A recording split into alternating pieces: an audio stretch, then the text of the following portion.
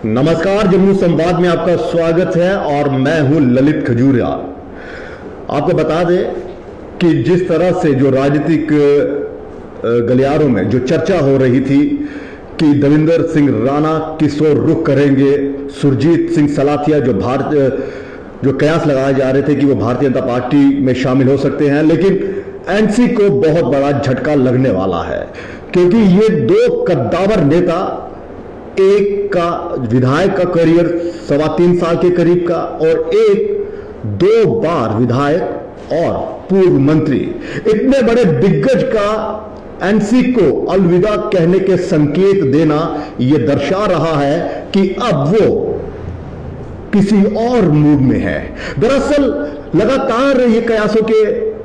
बाजार जो था वो गर्म था, कयासों का बाजार गर्म था, अफवाहों का बाजार गर्म था, या यूं कहें कि राजनीतिक गलियारों में जो आवाज उठ रही थी, जो चर्चा हो रही थी, वो यही हो रही थी कि देवेंद्र सिंह राणा जल्द ही एनसी को अलविदा कह सकते हैं। और अगर बात करें जो चल रहा था सिनेरियो, वो भी ये बता रहा था कि काफी नाराज हो रहे हैं। और कल जिस तरह से अचानक उनका दिल्ली में जाना और दिल्ली में नेताओं के साथ मुलाकात करना, यह दर्शा रहा था कि अब करीब करीब जो संकेत मिल रहे थे कि वो भारतीय जनता पार्टी में जा सकते हैं, उस पर भी मोहर लगती हुई नजर आ रही है। क्योंकि आज अब वो जम्मू में आए और जम्मू में जिस तरह से उन्होंने अपने लोगों से बात की, जो उनके कार्यकर्ता थे या फिर उनकी कॉन्स्टिट्यूएंसी के जो लोग थे, उनसे जब बात की देवेंद्र सिंह राणा ने, तो उन्होंने कहा कि मैं चंद घंटों का ही मेहमान हूं एनसी में। यानी कि संकेत साफ है कि वो एनसी को अलविदा कहने वाले हैं। लेकिन क्या ये बात जो है वो उस ओर इशारा कर रही है जो कयास लगाए जा रहे थे कि ये एक नई पारी खेल सकते हैं भारतीय जनता पार्टी के साथ? क्योंकि एक हफ्ते के अंदर 2 बार दिल्ली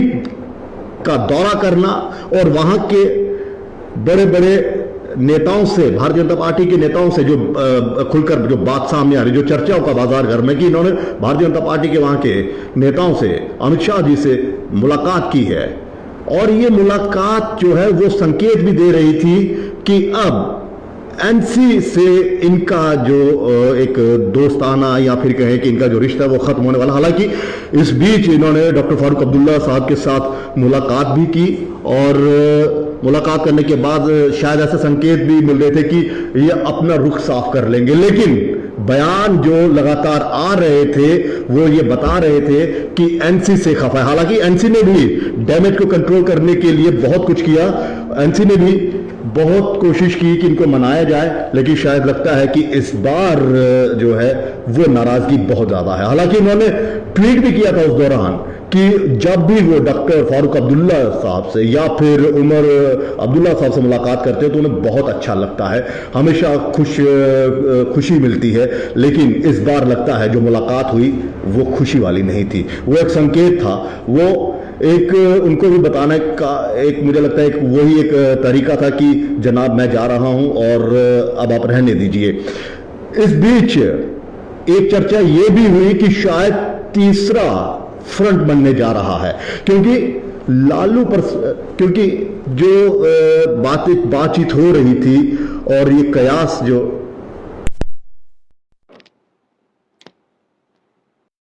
जो कयास लगाए जा रहे थे, जो चर्चाओं का बाजार गर्म था, वो ये कह रहा था कि तीसरा फ्रंट भी बन सकता है। अगर हम चौधरी लाल सिंह की बात करें या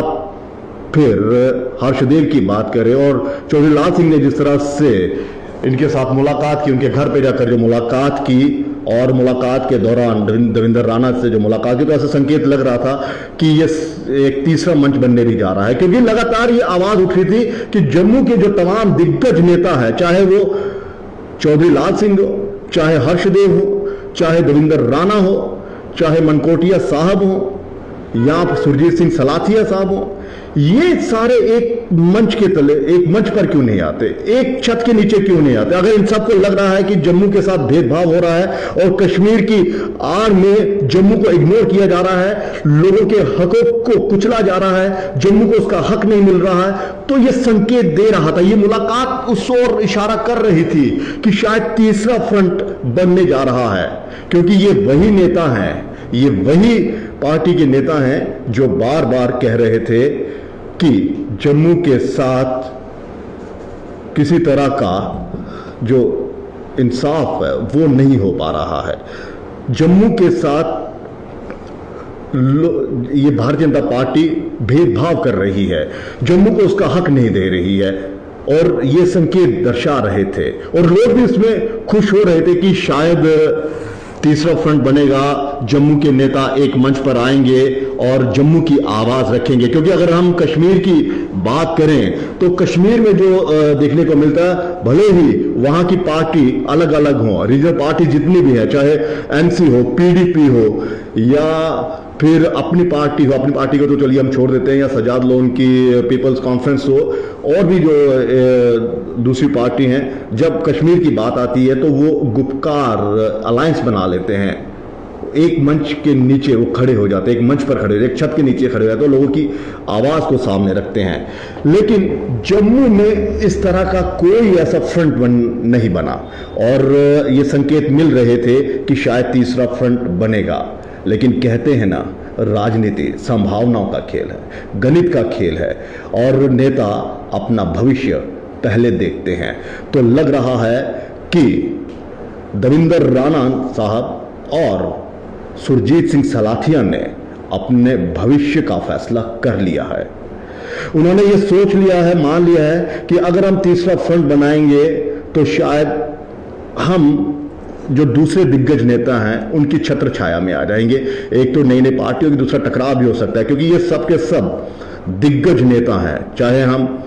चौधरी लाल सिंह की बात करें, बलवंत सिंह मनकोटिया की बात करें, हर्षदेव सिंह की बात करें, तो इनका अगर देखा जाए राजनीतिक करियर और इनकी विधायिका देखी जाए, या फिर मंत्री बने, मनकोटिया साहब तो मंत्री बने नहीं, लेकिन हर्षदेव और लाल सिंह की हम बात करें तो ये मंत्री भी रह चुके हैं। तो क्या ये इकट्ठे हो सकते थे? लेकिन नहीं, ऐसा लग रहा है कि वो ये इकट्ठे नहीं हो पाएंगे, क्योंकि कल की जो मुलाकात दिल्ली में हुई है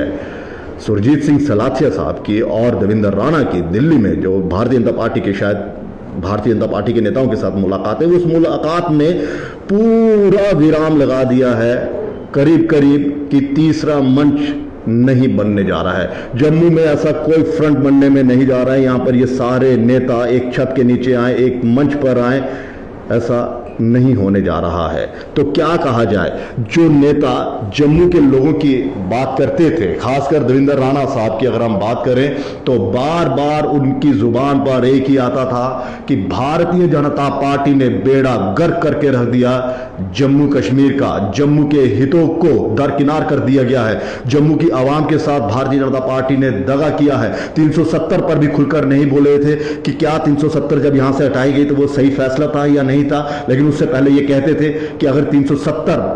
को हटाया गया तो पंजाब के, हरियाणा के 6-6 फुट के जो गबरू होंगे वो यहाँ के लोकल्स की जॉब ले लेंगे। यानी कि संकेत साफ था कि 370 को नहीं हटाना चाहते, लेकिन 370 हटी। फिर भी इसका विरोध हुआ, कहा कि ये सुप्रीम कोर्ट में मामला है, हम सुप्रीम कोर्ट में उसमें फैसला होगा। और जब जब एनसी ने ये कहा बीजेपी के खिलाफ या केंद्र सरकार के खिलाफ मोर्चा खोला, तो इन्होंने उनकी हाँ में हाँ मिलाया। बार बार डॉक्टर फारूक अब्दुल्ला कहते रहे कि अगर जम्मू कश्मीर में शांति लानी है तो पाकिस्तान के साथ वार्ताचीत करनी पड़ेगी, वार्तालाप करनी पड़ेगी, बातचीत करनी पड़ेगी। और देवेंद्र राणा साहब ने भी कई मर्तबा ये संकेत दिए, उनकी हाँ में हाँ मिलाया। लेकिन इस बार जब इनके बयानबाजी सुनने को मिली तो डायरेक्ट पाकिस्तान को जिस तरह से टारगेट इन्होंने किया, जिस तरह से इन्होंने कहा कि आतंकवाद को जो पाकिस्तान से जो स्पॉन्सर किया जा रहा है आतंकवाद, उस पर कड़ा प्रहार करना चाहिए, एक और सर्जिकल स्ट्राइक करनी चाहिए, तो साफ लग रहा था कि अब ये एनसी की भाषा नहीं बोलेंगे। अब इनको लग गया है कि अगर मुझे राजनीति में अपना भविष्य को सुरक्षित रखना है तो मुझे इस तरह का बयान देना पड़ेगा। आप सोचिए कि जो नेता इस तरह की बात कर रहे थे, एक मंच पर हमें आना है, उन्होंने झट से ये फैसला कर लिया कि हम एक मंच पर नहीं आ सकते क्योंकि हमारे अपने निजी स्वार्थ भी हैं, हमें अपना करियर भी देखना है, तो लिहाजा इस चीज़ को दरकिनार करते हैं और भारतीय जनता पार्टी की ओर रुख करते हैं। ये मैं इसलिए कह रहा हूं क्योंकि देवेंद्र राणा साहब ने जो आज एक बयान दिया उसमें बड़ी अच्छी उन्होंने संकेत दे दिया कि शायद वो भारतीय जनता पार्टी को ज्वाइन करने जा रहे हैं। अव्वल तो हमें लग रहा है कि वो कल का ज्वाइन कर चुके होंगे, लेकिन फिर भी अगर नहीं की है और अगर करेंगे, ये संकेत दे रहा है कि अगर वो करने भी जा रहे हैं कि उन्होंने कहा कि भले ही मैं अपना राजनीतिक करियर जो है वो दांव पर लगा रहा हूं, उसे खत्म कर रहा हूं क्योंकि मुझे जम्मू के लोगों की चिंता है। जम्मू के लोगों की चिंता अगर है तो आप ये क्यों कह रहे हैं कि आप अपना करियर दांव पर लगा रहे हैं, आप अपना करियर जो है भविष्य खत्म कर रहे हैं? तो ये संकेत साफ है कि वो भारतीय जनता पार्टी में ही जा रहे हैं, क्योंकि जम्मू में ये बार बार कहते आ रहे हैं कि जम्मू के लोगों में काफी गुस्सा है भारतीय जनता पार्टी के प्रति। ये साफ साफ इन लोगों ने पानी पी पी कर भारतीय जनता पार्टी को कोसा है। तो इन्हें भी लग रहा है कि अगर अब मैं जाऊंगा तो लोग मुझसे नाराज होंगे, तो उससे पहले मैं ही संकेत दे देता हूं इन लोगों को कि मुझे क्या करना है और क्या नहीं करना है। तो ये तमाम जो चीजें हैं वो चीजें चल रही हैं। और दूसरा, आपको याद होगा कि जब यहां पर सरपंच, पंच और लोकल बॉडीज के चुनाव हुए थे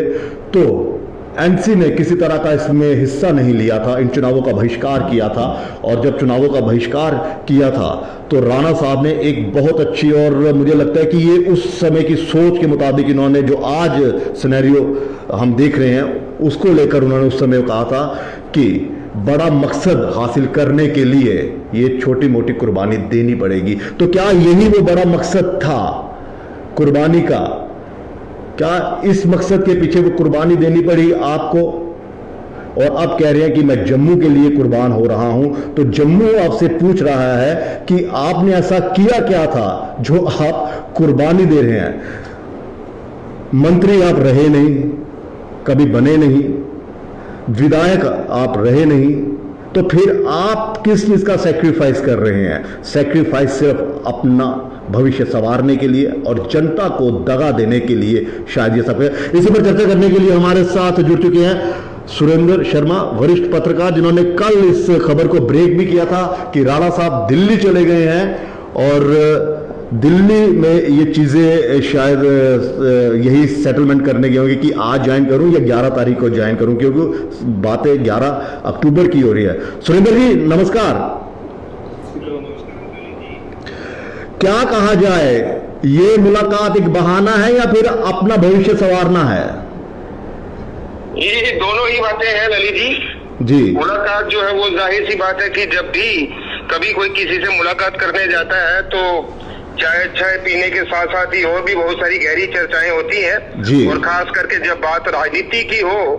और राजनीति भी उसमें कि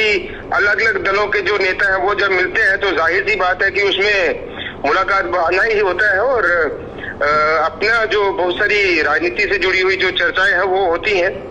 मतलब कि अपना जो मकसद है वो साधना है एक किस्म का।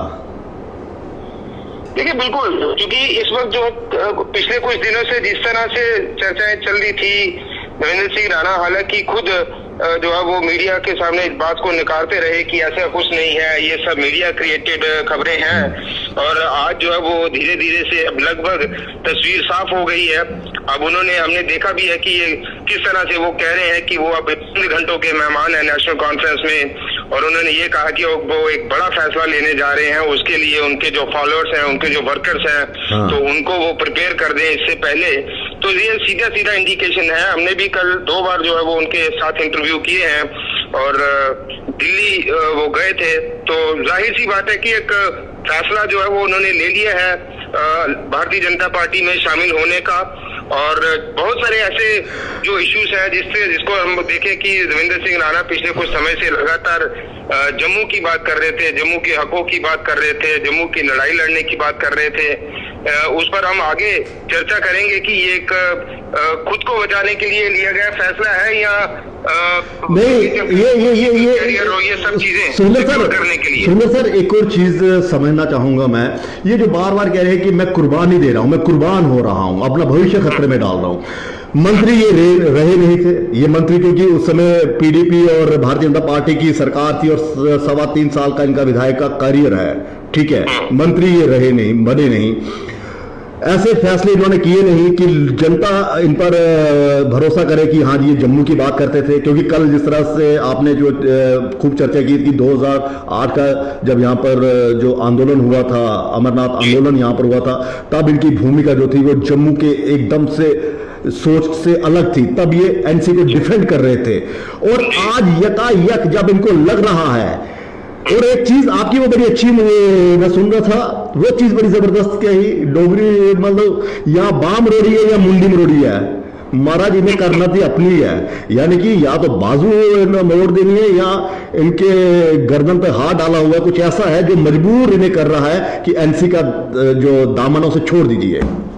ललित जी, जम्मू कश्मीर के लोग जो है वो बड़ा बेहतर तरीके से जानते हैं कि जम्मू कश्मीर के लोगों की भलाई के लिए, खास करके जम्मू के लोगों की भलाई के लिए अभी तक कोई ऐसा नेता जो अब पैदा नहीं हुआ जिसने अपनी बहुत बड़ी कुर्बानी दी हो जम्मू के हकों के लिए, जम्मू की लड़ाई के लिए, जम्मू के विकास के लिए, जम्मू की बराबरी के लिए, जम्मू को न्याय दिलाने के लिए। अभी तक कोई ऐसा नेता जो है वो सामने नहीं आया, कोई अभी तक ऐसा नेता बन नहीं पाया जो जम्मू की बात करता हो। और दूसरा ये कि कुर्बानी किस तरह की, क्या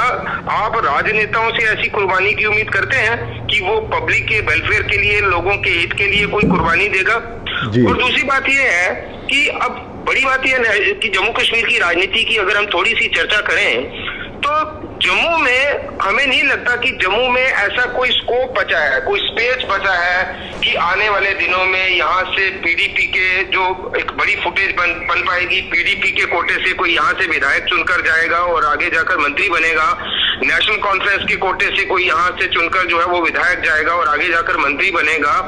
और ये स्पेस अभी बिल्कुल श्रिंक हो गया, ये बचा ही नहीं है। तो इसलिए नेशनल कॉन्फ्रेंस में रहकर अपनी सत्ता चलाना या फिर मंत्री पद के ख्वाब देखना, हमें नहीं लगता है उसकी कोई स्पेस बची है, कोई गुंजाइश बची है। दूसरी बात ये है कि बहुत सारे ऐसे प्रेशर्स भी हैं, क्योंकि पीछे भी चर्चाएं चली, खुद भी राणा साहब ने बड़ी बार एडमिट किया कि ये हमें छोड़ेंगे नहीं। आपके साथ भी बहुत जो है वो बारीकी से बात हुई है, खुलकर उन्होंने आपके साथ भी इस बात को जाहिर किया कि ये हमें छोड़ेंगे नहीं, चाहे ये जो एनफोर्सिंग एजेंसीज हैं, ईडी है या दूसरी एजेंसीज हैं, उनका प्रेशर डलवाएंगे या फिर हमारी गर्दन मरोड़ेंगे या बाजू मरोड़ेंगे या फिर हमारी सीटें जो है वो कहीं ना कहीं रिजर्व कर देंगे, ऐसी कोटे से रिजर्व कर देंगे। तो कोई स्पेस इनके लिए बचा ही नहीं था, इसीलिए ये इनको जो है वो ये कदम उठाना पड़ा। और ये पूरी तरह से माना जाए कि ये सिर्फ और सिर्फ अपना बचाव, अपना सेल्फ इंटरेस्ट, अपना पॉलिटिकल कैरियर और बाकी जो दूसरी चीजें हैं उनको भी बचाने के लिए ये बीजेपी में शामिल होने जा रहे हैं। जनता का हित, जम्मू का हित कहीं नजर नहीं आता। सुरजीत सिंह सलाथिया साहब को क्या लग रहा है, आपको क्या लगता है कि इन दोनों नेताओं के जो संकेत मिल रहे हैं भारतीय जनता पार्टी के, ये अपना जो डूबता हुआ जहाज है उसको बचाने की कोशिश की जा रही है? देखिए, सलाथिया साहब का आपने जिक्र किया, सलाथिया साहब का पीछे आपने देखा वो क्या हाल रहा, किस तरह से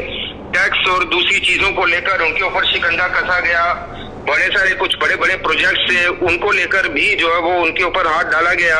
और वो भी कहीं ना कहीं आज इन सब चीजों से बचने की कोशिश में है कि कहीं ईडी और क्राइम ब्रांच और सीबीआई और ये सब चीजें कहीं उनके पीछे भी ना पड़ जाएं। तो इसी तरह का मुझे लगता है माहौल जो है वो देवेंद्र सिंह राणा के लिए भी लगभग इसी तरह का माहौल बना हुआ था कि अगर नहीं करेंगे तो फिर कहीं ना कहीं तो फिर क्या कहा जाए कि ये जो लेवल का सर ये जो पब्लिक में जो बयान देते हैं कि मैं कुर्बान होने जा रहा हूं, कुर्बान नहीं दे रहा हूं, अपना भविष्य दांव पर लगा रहा हूं, मुझे मालूम है मेरा राजनीतिक करियर खत्म हो जाएगा, ये सिर्फ एक भावनाओं के साथ खिलवाड़ है जनता की, ये सिर्फ इमोशन के साथ कहते हैं। क्योंकि जिस तरह से चौधरी लाल सिंह ने इनके साथ मुलाकात की, कम से कम एक कदम तो वो आगे आए, ठीक है वो भी एक ईगो वाले नेता हैं, और इन सब से अगर कहा जाए तो उनका राजनीतिक जो अनुभव है उनसे ज्यादा है, इन दोनों नेताओं से। इन दोनों नेताओं से अगर कहा जाए तो मिनिस्ट्री उन्होंने ज्यादा की है, MP रहे हैं जी। उनका जब इनके साथ मुलाकात करना और ये कहना कि हम एक नई दिशा की ओर बढ़ रहे हैं, तो लोगों को उम्मीद जगी। तो क्या कहा जाए कि वो जो मुलाकात थी वो लोगों के साथ दगा था, और लाल सिंह के साथ भी एक किस्म का दगा किया गया कि लाल सिंह कह रहे थे कि चलिए हम इकट्ठे हो जाते हैं, अपनी ईगो साइड पे रखते हैं, जम्मू के लिए कुछ करते हैं। क्योंकि यही तो जो लोग थे जो भारतीय जनता पार्टी को पानी पी पी कर कोसते थे भारतीय जनता पार्टी को, और कहते थे बेड़ा गर्क करके रख दिया। बड़ा दिलचस्प पहलू ये है कि देवेंद्र सिंह राणा के आप तमाम इंटरव्यूज देखिए, अभी कुछ समय पहले से जब वो जम्मू की बात कर रहे थे, तब भी वो लगातार जो है वो एक पार्टी को कोस रहे थे कि भारतीय जनता पार्टी ने जम्मू कश्मीर का बेड़ा गर्क किया, खास करके जम्मू के साथ धोखा किया, जम्मू के साथ दगा किया, जम्मू के साथ नाइंसाफी की। और आज जो है वो उनको क्या लगा कि भारतीय जनता पार्टी किस तरह से जम्मू को न्याय दिलाएगी, और एक बड़ा गुस्सा, बड़ी नाराजगी जो है वो बीजेपी को लेकर है। तो ये ऐसा कतई नहीं है, और इसको किसी भी तरह से देवेंद्र सिंह राणा साबित भी नहीं कर सकते, प्रूफ नहीं कर सकते कि ये जो जो वो चेंज करने जा रहे हैं ये लोगों के लिए करने जा रहे हैं, या जम्मू के लोगों ने कभी ऐसी मांग नहीं की कि सब नेता जो है वो बीजेपी में शामिल हो जाए। जम्मू के बताइए आप, किसी ने कोई आंदोलन किया हो, कोई बड़े प्रदर्शन किए हो, कोई प्रेस कॉन्फ्रेंस की हो जिसमें उन्होंने कहा कि ये फला नेता जो है वो अगर बीजेपी में शामिल हो जाएगा तो जम्मू का भला हो जाएगा, जम्मू की नौकरियां वापिस आ जाएंगी। ये सारी चीजें तो बीजेपी के रहते हुए हो रही हैं। केंद्र सरकार में बीजेपी है, जम्मू कश्मीर में एलजी प्रशासन जो है वो खुद बीजेपी के जो प्रधान है वो छाती पीटते हैं कि ये एलजी साहब जो है वो हमारे हैं, और खुद ही जो है बीजेपी जो है वो इन सब चीजों को लेकर ये कहती है कि हम सत्ता में नहीं है, इसलिए हम चीजें बदल नहीं पा रहे, हम विकास नहीं कर पा रहे, हम बराबरी नहीं कर पा रहे, हम रोजगार नहीं दे पा रहे। तो ये सारी चीजें सिर्फ और सिर्फ एक अपना पॉलिटिकल कैरियर बचाने के लिए, और अपने जो दूसरे प्रेशर इनके ऊपर पड़े हुए हैं, ईडी के और जो चीजें हैं, हालांकि ऐसा कोई उनके ऊपर कोई डायरेक्ट केस की अभी कोई ऐसी कोई खबर, कोई जानकारी नहीं है कि उनके ऊपर कोई सीधा मामला दर्ज हुआ हो, लेकिन कहते हैं ना लेकिन बिहाइंड द कर्टन, पर्दे के पीछे बहुत सारी चीजें होती हैं जिनको लेकर पुलिस में प्रेशर होते हैं। राजनीति में साम दाम दंड भेद सब चलता है, और ये वैसा ही माहौल ये कहते हैं ना दूध का जला भी छाछ फूक फूक कर चलता है। इन्होंने जब देखा एक और चीज जो आपको बताता चलूं कि ये आप देखिए कि अभी जैसे इलेक्शन जो है वो, हालांकि उसकी कोई घोषणा नहीं हुई, अभी उसका कोई सिनेरियो नहीं बना, लेकिन जैसे जैसे चुनाव नजदीक आएंगे और भी कई भारी भरकम देवेंद्र सिंह राणा जैसे ही हाई वेट जो है वो और भी बीजेपी में शामिल होंगे। मतलब यानी माहौल की वजह से ये फेस वन ये कहा जा सकता है, जम्मू के लोगों के लिए नहीं, सिर्फ अपने लिए और खुद को बचाने के लिए ये कहा जा सकता है कि बचाने के लिए शामिल होंगे। ये कहा जा सकता है कि ये फेस वन का एक फेज 1 है, ये फेज 2 फेज 3 अभी मतलब आएगा। लेकिन सर मैं एक चीज वो मैं बीच में बात रहेगी, कहा जा सकता है ना कि दूध का जला भी छाछ फूक फूक कर पीता है, यानी कि इन्होंने देख लिया कि जिस पार्टी के अंदर थे और उस पार्टी के जब अध्यक्ष को नहीं छोड़ा, पूर्व मुख्यमंत्री को नहीं छोड़ा, सीबीआई की उन पर रेड करवा ये डायरेक्ट इंडिकेशन है कि जब फारूक अब्दुल्ला महबूबा मुफ्ती जैसे नेताओं को जो है वो जेलों में डाला जा सकता है, तो फिर ईडी वगैरह लगा सकती है। कुछ ऐसा देखिए, जो सरकार होती है, सरकार के पास सब चीजें होती हैं, उसके पास सब हथकंडे होते हैं। कुंडली कुल मिलाकर कहा जाए कि कुंडली कुल मिलाकर कहा जाए कि सबकी कुंडली है, और उस कुंडली में कौन सा ग्रह किस दिशा में जा रहा है, सारी जानकारी सरकार के पास होती है। तो ग्रह कब बदलना है, उसको कहां से क्या चीज करनी है, तो मुझे लगता है ये कुंडली का ही हेरफेर हो रहा है इस वक्त जो है वो, इसीलिए ये सारी चीजें जो है वो बदल रही हैं बड़े तेजी से। अब तक कभी जो है वो आपने नेशनल कॉन्फ्रेंस को जो है वो कभी उसके खिलाफ नहीं बोला, यहाँ तक कि यही देवेंद्र सिंह राणा जो है वो जब यहाँ पे विधान परिषद थी, काउंसिल थी, तो यही देवेंद्र सिंह राणा महाराजा हरि सिंह की छुट्टी के नाम पर प्रस्ताव लाते हैं जो आजाद शत्रु, माफ कीजिए, आजाद शत्रु जो है वो प्रस्ताव लाते हैं, देवेंद्र सिंह राणा उसका समर्थन करते हैं, लेकिन उसी विधानसभा में, उसी काउंसिल में, उसी मूवमेंट पर नेशनल कॉन्फ्रेंस जो है वो उसका विरोध करती है। और अगर बताइए आपने कब नेशनल कॉन्फ्रेंस के खिलाफ आपने आवाज उठाई? और जम्मू के हित में कौन सी बात की? अगर आपको लग रहा था कि जम्मू के साथ नाइंसाफी हो रही तो तब इस्तीफा दे देते, तो चलिए कहते कि जी चलिए मैंने जम्मू की आवाज रखने के लिए अपने आप को कुर्बान कर दिया। देखिए, बेहतर होता कि आज जम्मू जो है वो इस बात को बड़ा गहराई से महसूस कर रहा है कि आज शायद जम्मू के पास लीडरशिप होती, उनके हकों की लड़ाई लड़ने के लिए भी कोई आगे बढ़ता। ठीक है सर, ठीक आगे बढ़ता। सुनो सर, एक और चीज मैं जानना चाहूंगा, क्या भारतीय जनता पार्टी की जो अगर रणनीति को अगर हम समझें या उनके कार्यशैली को अगर हम समझें, तो भारतीय जनता पार्टी ये साबित क्या उस रास्ते पर चल रही है कि कोई ऐसा लीडर ना बचे जो बीजेपी के खिलाफ बोलता हो, क्यों ना उसे अपने दल में शामिल कर लिया जाए? क्योंकि सुरेंद्र चौधरी की भी अगर हम इनका भी चर्चाओं का बाजार गर्म है, ये भी जा सकते हैं, मनकोटिया साहब भी जा सकते हैं, और भी कुछ ऐसे नेता हैं जो भारी भरकम आपने कहा था हैवी वेट वाले, वो भी जा सकते हैं। ये मैं बताऊं ललित जी, मैं नाम लेता हूं, ये आप देखिएगा आने वाले समय में कांग्रेस के बड़े भारी भरकम नेता, जिससे मैं इशारा कर रहा था, रमन भल्ला भी, ये नाम ले रहा हूं मैं सार्वजनिक तौर पर, कि ये रमन भल्ला भी आने वाले समय में हो सकता है ज्वाइन करेंगे। ये आप डेट नोट कर दीजिए और टाइम नोट कर लीजिए। मतलब आपने ठीक, बस वही तो मैं कह रहा हूं। हेलो जी, हाँ, मैं वही तो कह रहा हूं कि भारतीय जनता पार्टी ये अब उस राह पर चल रही है कि कोई भी इनके खिलाफ ना बोले, और अगर तो प्यार मोहब्बत से सब कुछ ठीक रहता है तो आ जाइए हमारे खेमे में, अगर नहीं होता तो लाल सिंह की एग्जाम्पल आपके सामने है। देखिए, इसका एक दूसरा पहलू ये भी है कि बीजेपी के नेता, जैसा आपने भी सुना है बड़ी बार, कि ये कहते हैं कि लोगों के पास ऑप्शंस क्या है, लोग जो है वो लोगों के पास ऑप्शन ही नहीं है, तो नेताओं के पास कोई ऑप्शन नहीं है। तो ये वैसा ही माहौल बनाने की कोशिश कर रहे हैं कि हम कोई भी ऐसा चेहरा, और दूसरी इसके पीछे बीजेपी की कमजोरी भी है। दूसरी बीजेपी की कमजोरी ये है, क्योंकि हमने देखा कि अभी इनका बीजेपी के जो है वो तमाम जो लीडर्स आ रहे हैं, और एक इंटेलेक्चुअल फीडबैक जो है वो बीजेपी को जो गया है, केंद्र कमान को, बीजेपी की केंद्रीय कमान को गया है इंटेलेक्चुअल फीडबैक कि इस बार का जो जम्मू कश्मीर का चुनाव होगा वो प्रधानमंत्री नरेंद्र मोदी का चेहरा रहकर बीजेपी जम्मू कश्मीर में वो चुनाव नहीं जीत पाएगी। ये एक इंटेलेक्चुअल फीडबैक गया है बीजेपी को।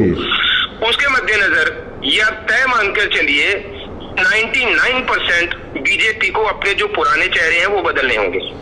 और उधार के उनको दिखाकर भी चुनाव नहीं जीत सकती। तो उधार के तो चाहिए, तो कुल मिलाकर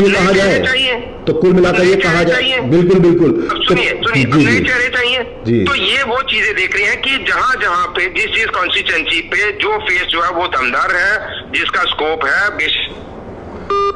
जी। तो चलिए, ये उनके साथ बातचीत हम फिर से उनसे जुड़ने की कोशिश करेंगे। तो कुल मिलाकर यही देखने को मिल रहा है कि हर नेता अपना भविष्य जो है संवारने की कोशिश कर रहे हैं। लेकिन दिलचस्प बात यह है कि जो सुरेंद्र शर्मा जी, जो वरिष्ठ पत्रकार है, वो इस ओर इशारा कर रहे हैं कि जहां जहां भारतीय जनता पार्टी को लग रहा है कि वो इस एरिया में कमजोर है, हार सकती है, तो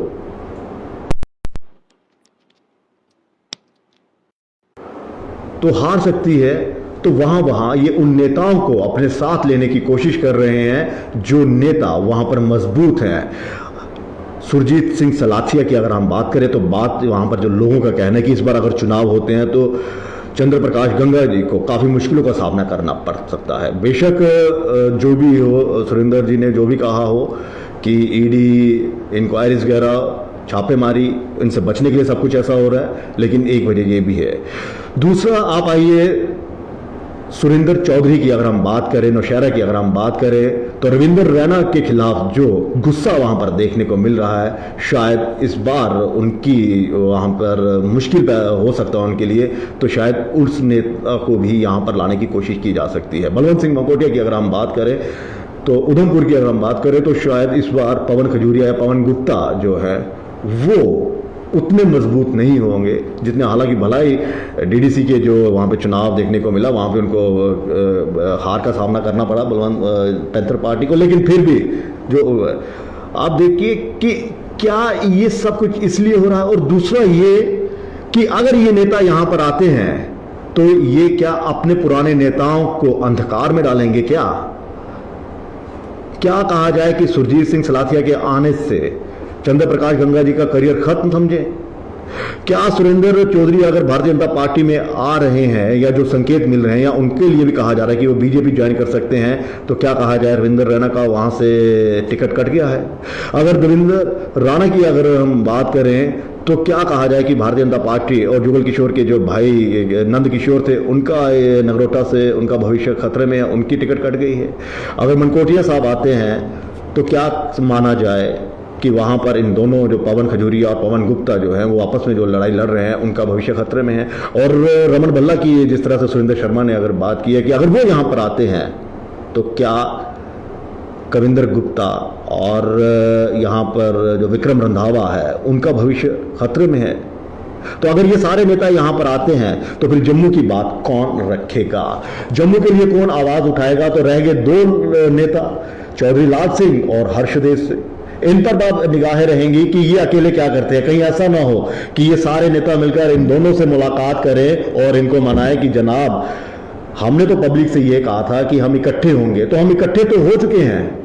इकट्ठे हो गए। भले ही तीसरा मंच जो है मोर्चा नहीं बना रहे हैं, जो मंच है उस पर हम मंच पे तो आ रहे हैं, लेकिन तीसरा मोर्चा अगर नहीं बना रहे हैं या तीसरा मंच हम नहीं बना रहे हैं, तो भारतीय जनता पार्टी वाला मोर्चा तो है। तो पब्लिक से तो यही वादा किया है ना कि जम्मू के सारे नेता हमने इकट्ठा होना है, तो इकट्ठा तो हो गए हैं, तो चलिए उस तरफ ही चलते हैं। ये भी अब होगा। लेकिन कुल मिलाकर ये कहा जाए, सवाल उठता है कि क्या ये सारे नेता अपना भविष्य संवारने के लिए जा रहे हैं या फिर जनता के? और राणा साहब से ये सवाल पब्लिक को पूछना चाहिए और पत्रकार भी पूछेंगे कि आप जो कुर्बानी की दुहाई दे रहे हैं और जो अपना भविष्य कह रहे हैं कि मैं खत्म कर रहा हूं, भले खत्म हो जाए, वो किस अंदाज में और किस तरह से कह रहे हैं? आपने ऐसा क्या किया है जम्मू के लोगों के लिए? और दूसरा, कहीं देवेंद्र सिंह राणा मुख्यमंत्री का चेहरा तो नहीं है, जो कहा जा रहा है कि शायद मुख्यमंत्री भी बन सकते हैं ये भारतीय जनता पार्टी की तरफ से। फिलहाल अटकलों का बाजार गर्म है और चंद घंटों के मेहमान हैं। कोई भरोसा नहीं, कब नीयत भी पलट सकती है, हम सब गलत भी हो सकते हैं, क्योंकि नेताओं का कोई भरोसा नहीं कब कहाँ अपना फैसला। कहते हैं वो गाना भी था, कसमें वादे प्यार वफा सब, बातें हैं बातों का क्या। फिलहाल देखते हैं कि ये बातें ही हैं या फिर वाकई लोगों के हितों के लिए बात की जा रही है। इजाज़त दीजिए, नमस्कार।